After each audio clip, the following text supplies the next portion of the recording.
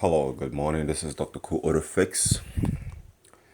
Today, in this today video, I'm gonna be analyzing a problem with Mercedes or any other car that could be having this problem of no crank, no start, or slow crank but no start.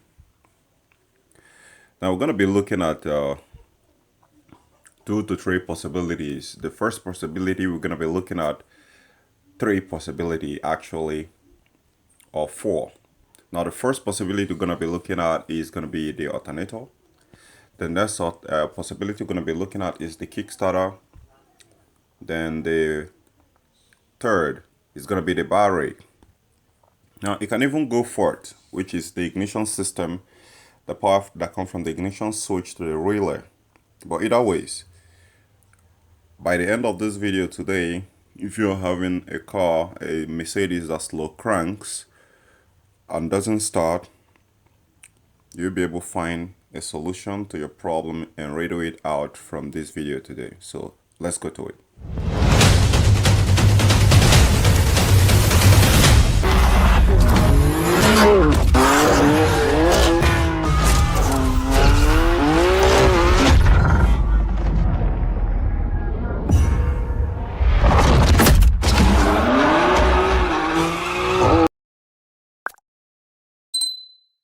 Hello guys, this is Dr. Cool Fix.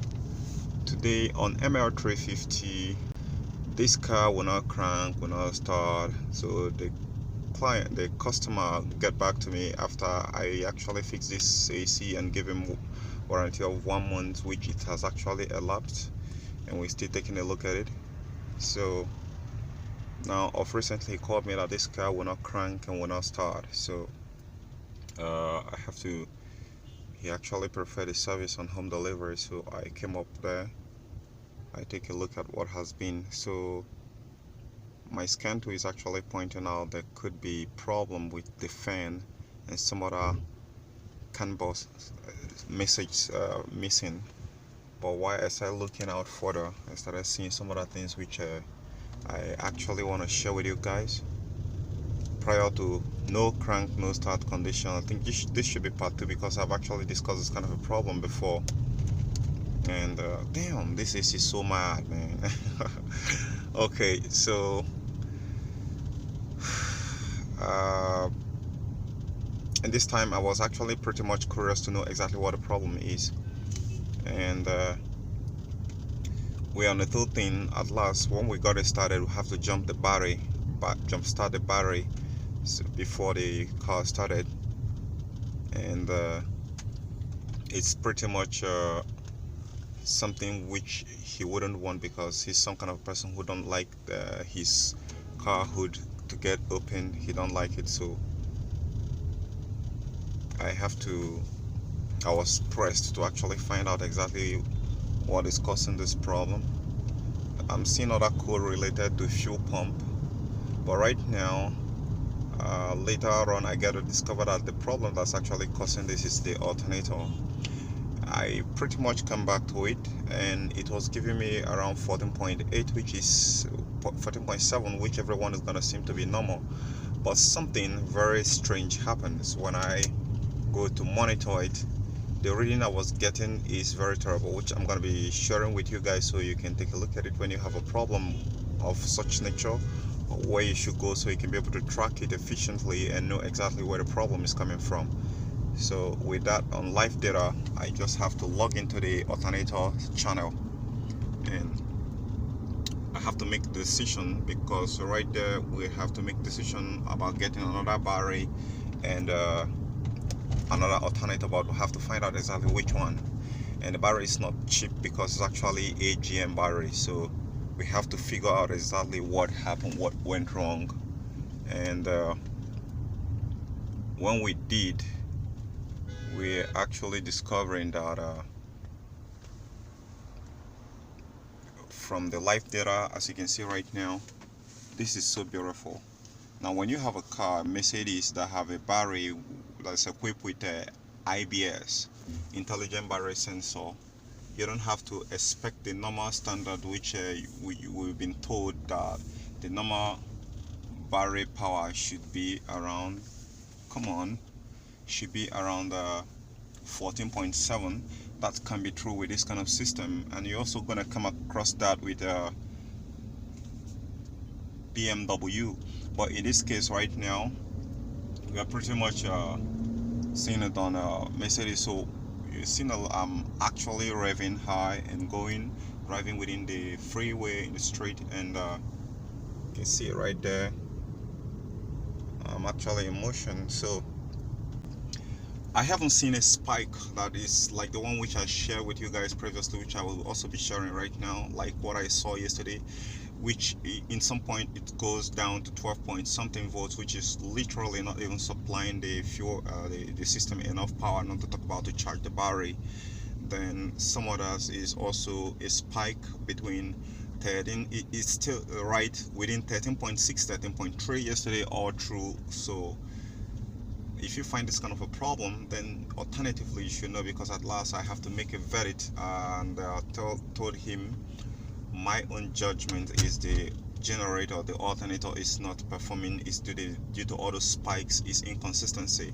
So we'll have to get another alternator, and down here we couldn't be able to get a charge regulator, a voltage regulator that can be able to do the job. So getting another alternator is going to be the best solution. So we just did, and we drive testing it, and you can see how consistent that is.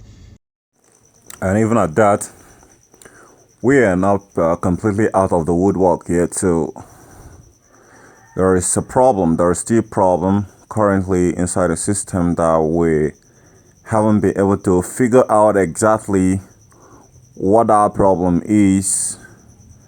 And because at last, when we finished the test drive yesterday, the battery power previously, before we start doing the test drive, is pretty much around 12.6, 12.7, which is okay. Now when we crank it the first time it starts, it drop and still bounce back, which is good. I applaud that. Then we lift the car a little bit away while we're trying to pack up our tools and equipment that we went there with. So at last, when we're gone, he did call us and tell us that the car will not start. Now, this point here, we could actually clearly say that we didn't do enough test drives to be able to allow the newly installed alternator to be able to charge the battery, so it can boost up and be able to measure up to the system utilities. That is number one. In order to be able to clearly distinguish between the alternator and the battery, which one is actually making the mess, I did run a lot of tests, the process of diagnosing this problem, and I must tell you it was quite rigorous, because initially I've actually made a conclusion, because what the computer was actually pointing at initially was the alternator not putting out power the way it's supposed to. But when I clear the code and take the car for a spin for some time, it's like 30 minutes, something significantly happened. The computer, I scanned it again so it can repeat what it just told me, and the computer will now repeat the same thing it just told me. And now I have to do some recon to actually know what the problem could be, to proficiently establish what a problem really is, because it's very, very hard to tell if it is the Kickstarter, if it is the alternator, or the battery. And making a good judgment to be able to proficiently diagnose which one is actually making the mess is very important. Though I have a previous experience of where a customer have gone through this kind of issue before. So if you have this kind of issue and you say, okay, the battery is the problem, maybe like some of you who are good at watching a Scotty channel or what's his name again, Chris Fix, it's gonna be pretty much almost the same thing. Eric the car guy is good. He's not always about parts replacement. You want to know exactly what the problem is before you even think about it, or Schrodinger, Scanadema. But a lot of you guys are not a fan of those guys. Some of you are fan of Eric the car guy. So now, what I'm trying to say here is a lot of you guys are gonna who watch Scotty or Chris Fix are gonna, oh, it's the battery. You go and replace the battery. But the next thing again, oh, is the Kickstarter. You go and replace it. Now, after purchasing all those, and still the problem is not solved. It pretty much within the first time, it can actually act up pretty much nicely, and behaved like initially when you replace the battery strength is gonna give your car a boost. So within 2 weeks time, the problem is not gonna come out. Let's say within the next 3 weeks, within the 3 weeks, the third week, then the problem is gonna surface. Third week or 1 month, the problem is gonna surface. Now here, this is my own trick how I used to track down the problem, because initially the ECU have actually told me that the alternator is malfunctioning, all right? But when I clear out that code, I use my voltmeter to actually take a reading of the battery why the car is not running, and I was getting a very good decent why the car was running. I was getting around 14.8 volt, 14.7 volt, which is the standard, like every other person is gonna say. But here is where the trick comes, because since my voltmeter doesn't have oscilloscope, I have to find something that's gonna procreate that that's very interface of oscilloscope, so I can be able to monitor exactly what's going on. That is what brought me to what you're seeing right here on your screen. A lot of you guys who are not so deep into critical diagnosis might be seeing this for the first time, but it's not a forex trading or Bitcoin, so relax. Now here, the computer was giving me, this is the realistic data. The computer was giving me 14.8 volts. If you take a look at it right now on my graph, you can see 15 right here. So you can see within the range. Let me write on this so that I can actually, so you paint, okay. Let me find, okay, red should be okay. Okay, so you can see right there. I'm gonna zoom in, but if I zoom in too much, you're not gonna see it fine. So that is 15 right there, you can see. So if we check the 3 or 4 spikes that we have right here on our graph, we see the first one somewhere around here, which is close to 15 volts. All right, we see the next one here, close to 15 volts. But on how many counts was the alternator giving that spike? This one here is around 14.5, right? So how many times was the alternator actually putting out this power here that's actually spiking but inconsistent? What we're supposed to have been having is oscillation around here like this without any spike downwards. But here we're only having a spike. Maybe once a while we have a spike of 14.5, 14.7, and that's what you see there. Now the average time it was actually going through that it was having some sort of consistency is just below 13.7. You can see right there, 13.7. But it's also not consistent there, because if you look at my second data here on the downside, which I'm gonna be using a blue color to paint. Okay, no, let me use green because there is already blue there. Here, this is pretty much 12.5. And this is below, what about this one here? This is below 12.5. This should be around 11.8. Are you serious? So this is pretty much 11.8 volts. 11.8 volt here, and we have 12.6 volts here. 12.6. Yeah, 12.6 volts here. So we need this range that this alternator is making this mess, because this is the live data for live stream data on the graph from the alternator.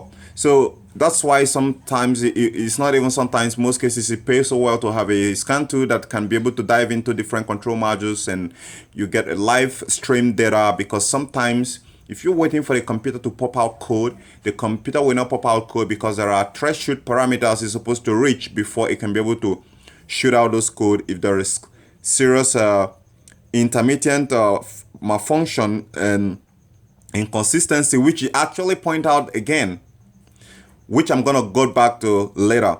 So here, seeing the spike here around 14.5 here and a lot of inconsistency here shows that this alternator is faulty. That is the first verdict, but that is not there. That I'm not done yet.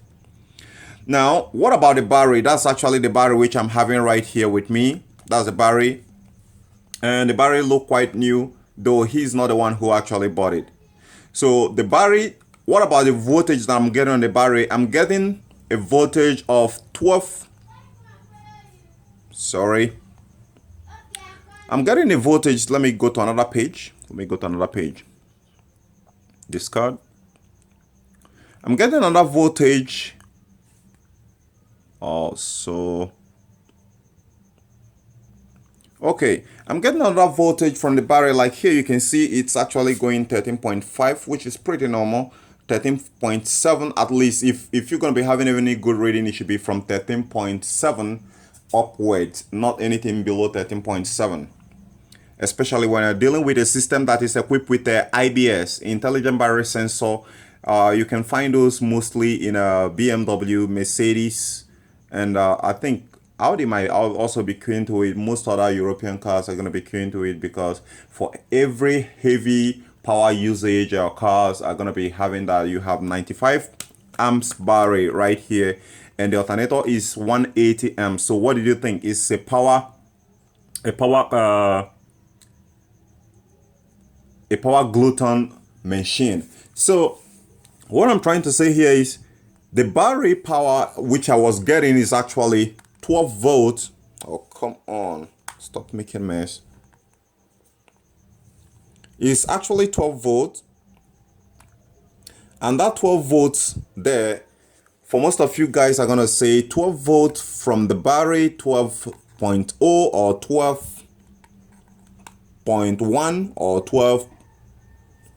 Let me still go further, or 12.2.